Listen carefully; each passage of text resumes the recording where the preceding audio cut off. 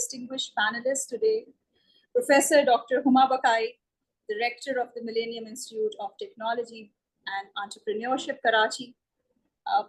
Who doesn't know matter? Dr. Baqai is not only a respected academic, but also a renowned international relations expert, political analyst. She has been associated with the IBA Karachi, and her insight on domestic and global affairs have made her a prominent voice in both national and international media for over 2 decades. So Dr. Baqai has authored 2 significant books, Pakistan-Afghanistan Relations, Pitfalls and Way Forward, and Making Sense of Post-COVID-19 Politics. She has published numerous research articles. Her work extends beyond the academic sphere as a regular media commentator and columnist, with her writing featured in leading newspapers and magazines. She's also the Vice Chairperson of the Karachi Council for Foreign Relations. With such a wealth of experience and knowledge, we are incredibly honored to have Dr. Baqai with us today. Madam, I welcome you on board. Please join me in welcoming her also, and give me a big round of applause for her. Thank you so much. Thank you, Sundis. Thank you, Sundis Basharat, for this very, very kind and generous introduction. I belong to the previous century, and I am trying to keep up. And it hasn't been easy. But also, I'm very impressed. And I sat through all the presentations that were just made. And I'm actually once again convinced of the fact that if there is hope for this world, and if there is hope for this country, it is our youth. It is people like you who are going to get us out of this quagmire to move forward. I have confined my conversation to how do we look at education today? And why should imparting education be different for Gen Z and Gen Alpha? And unless we do that, we will just lose out on the construct of education itself, because what we have been doing, our path dependency in imparting education is coming back to bite us. We just need to revisit that. So before that, there's a sort of backdrop of what is happening internationally. The world that you refer to today is upended. There is no world global order. We are struggling with a disorder, a complete disorder, so to say. There are at least four major constructs of this disorder, and that is that US is adamant about maintaining its unipolarity, but the world is characterized by fierce competition between existing global power and an upcoming global power. And then the biggest sort of casualty of this construct has been the weakening commitment to multilateralism, something that we had invested in for decades and saw the survival of the planet rooted in is being abandoned with disdain. So unilateral interventions and violations of multilateral organizations is a norm. Multinational organizations or organizations that were the bulwarks of peace have become talk shops. And all they can do is a lot of lip service. Within all of this is intensification of tech wars. So artificial intelligence and cybersecurity or cyber insecurity is completely changing the construct of the world that we will interact with. The human-to-human network or chains are changing into human-to-computer chains. And perhaps the future is of computer-to-computer chains where humans may actually become irrelevant. So the making of the science fictions are becoming the truth, our truth. Now, that truth is in a world which is known to be a post-truth world, where fake news and deep fake news instruments identify our reality, or give us the reality construct, if there is a reality construct that we live in today. So in all of this, we have to do something which is rethink education. And it is one of the most important aspect of present day survivals. Even more so for countries like us, where education is neither a priority nor is it understood as a tool of global mobility and global participation. You know, I do not want to talk about the capitalist construct of education being a tool of upward social mobility. I think now it is a tool of global mobility. And you know, there's this famous saying we all have heard, that if you are not on the tables of global discussions, then you are on the table to be dissected. And I think that is critically important before we take this discussion forward. So essentially, the first step, I think I'm going to talk about some very basic things that need to be done. And one of the most basic aspects, you talked about white influence on education. Perhaps what we need to move forward is from compliance and conformity to creativity. We are so entrenched in the systems that were taught to us during colonialism and post-colonialism, and we are so impressed by how things are done that we did away with our indigenous paradigms, and we also did away with what I call creativity in the imparting of education. And today you need innovation and creativity in not just the areas that you are familiar with, but also in the areas that have not even been given birth today. They're not even there today. So we need to prepare the students that we teach, and I teach, and I am passionate about it, to that. Systems right now, as we see them, are producing a population with similar skills in a narrow spectrum of talents. And we've decided that these talents are needed for survival and defining, having a very, very narrow definition of success.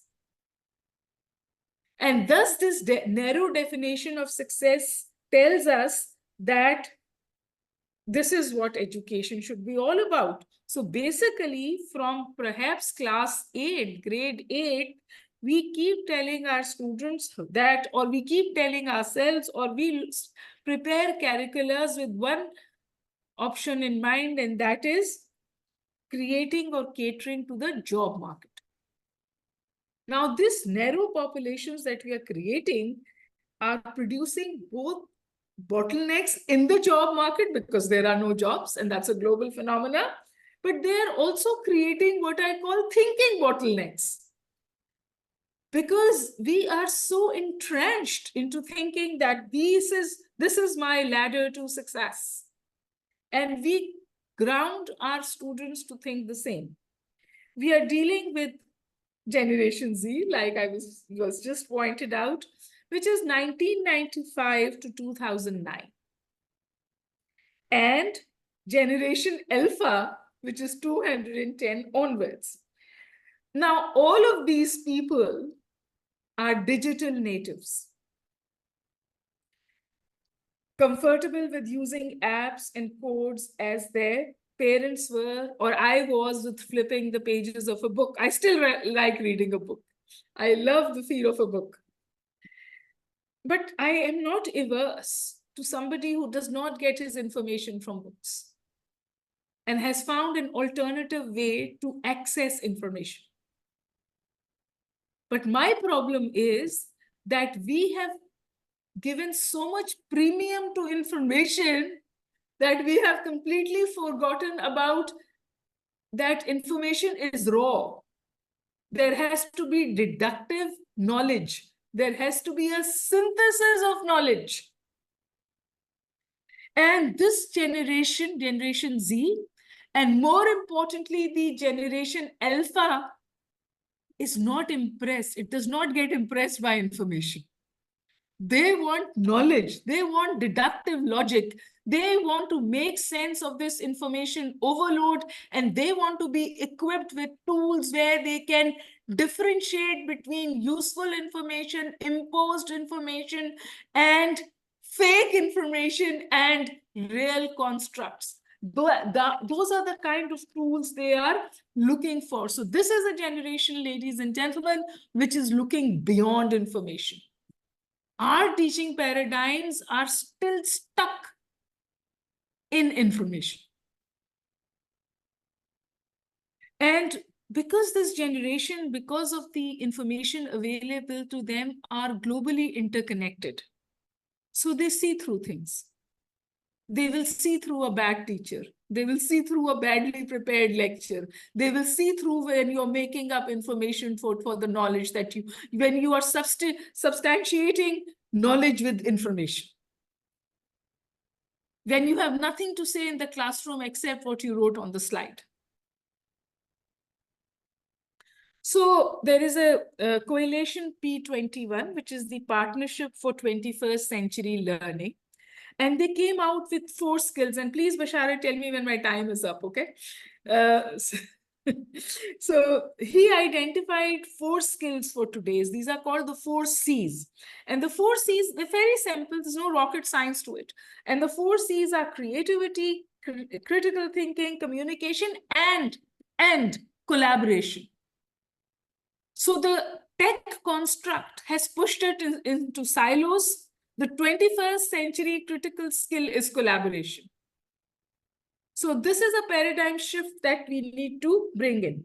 Subsequent to this, these 4 critical C's is entrepreneurship, inquiry and problem solving, and emotional intelligence. Now, inquiry is critical because you cannot solve any problem unless you start asking questions about why this is happening. So why your center is critical today is because your center is asking a pertinent ground reality question. Why is the world today like it is? Why are the powerful of the world? Why those who control the world? Why the world who gave us humanitarian law, human rights paradigm, multilateral organizations, constructs of conflict resolution have so miserably failed in front of a few who control power? And is the whole construct of power completely changing? Because in my understanding, the change that you see today is because power poles are shifting. Power is diffusing, power is diluting, and power is, by the way, decaying. The power as we understood it in the 20th century does not exist today. In 21st century, there is no absolute power. There is no absolute control. It will be challenged, and when it is challenged, the desire to for now hold on to it is even higher and more toxic. It's not just more, it is also more toxic. What you see in the global arena is the toxicity of the desire to hold on to power at any cost and every cost, and the diffusion and decay and proliferation of power is a new reality. So coming back to my original topic as to what is education, education needs to be all about empowering students with transferable skills that will hold up to a rapidly changing world. That is the only reality, not prescribed content that has been chosen for its past relevance. Our curriculums are chosen because of their past relevance. We have to prepare students for the world and jobs and challenges that do not even exist today. So education today is all about skills. It is not about how many degrees that you have. It is about the kind of skills that you have acquired in your education journey to prepare you for this new world that we are talking about. So, this world will be dominated by strategy.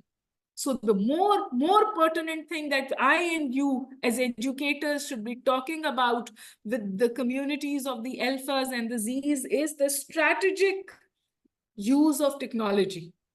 Technology is everywhere, but how do we use this technology to our advantage? Because this technology may destroy us exactly the way the greed-driven capitalism that brainwashed us into paradigms of growth is destroying the planet. The same can happen with technology unless the new generation steps in to harness the technology. So strategic use of technology and harnessing the technology. And one way of doing it is, ladies and gentlemen, and I say this all the time, in all the trainings that I have, turn your classrooms into learning labs. Review your teaching style. The era of monologue teaching is over. Invite students to engage and to contribute to new teaching paradigms. Let them talk about something they haven't read in a book. Let them talk about something they think and they have not read or not borrowed from somewhere. So move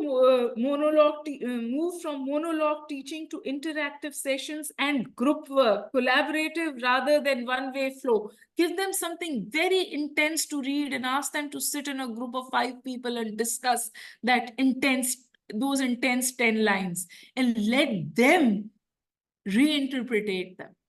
Don't force them to read past papers, past interpretations, churned out information and knowledge. Also, ladies and gentlemen, I know there was some talk about the South, but I think that classrooms should be internationalized. That is a very important part of P21 21st century teaching, because it is about global collaboration. You talked about the street and the universities of the West coming alive in defiance to the failure of those who can bring peace to the world. I think these communities in the West and our student community should be connected. There is so much learning that can happen here, because these young people who came out on the streets of London, in the universities of Italy, in Turkey, even in Middle East, in Tel Aviv itself, are communities that we need to connect with to make the world better tomorrow.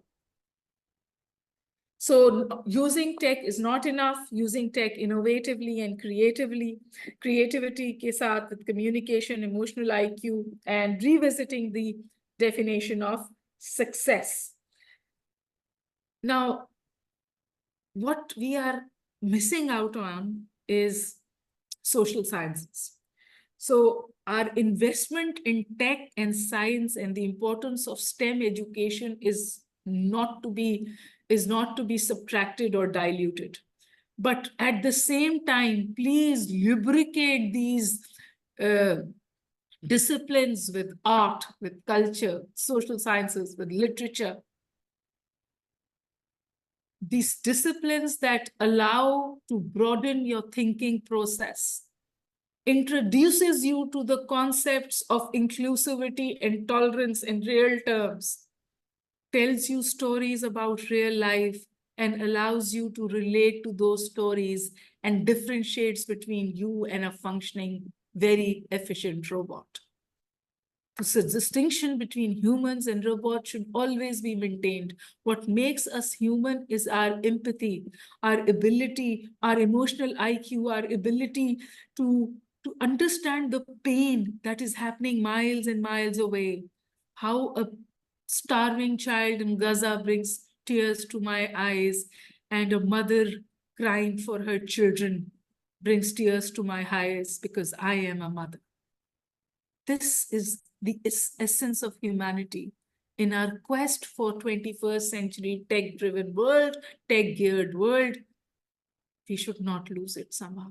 And one aspect is also how we should remain and allow religion and meditation to remain relevant to our lives.